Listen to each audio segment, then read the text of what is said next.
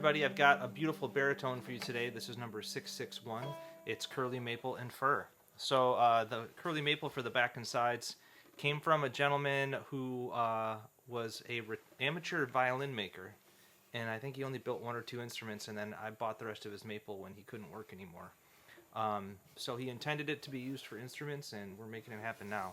It's really funky. It's got cool checks in it and little bug holes and little marks. I really like it. But maple's a great reflector for sound for backs and sides. The top is some old growth spruce. This is a salvaged piece of wood. About the tightest grain fir I have in the shop. And then a fir neck with a maple stripe. And a grafted pistachio fretboard and head plate.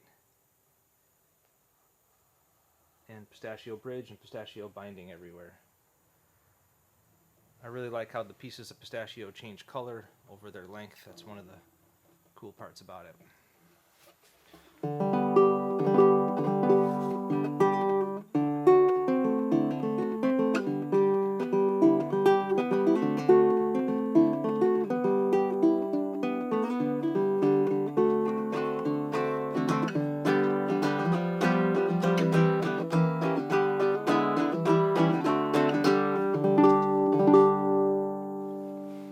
So, you know, plenty of volume, lots of sustain, and a nice snappy tone with the maple back and sides.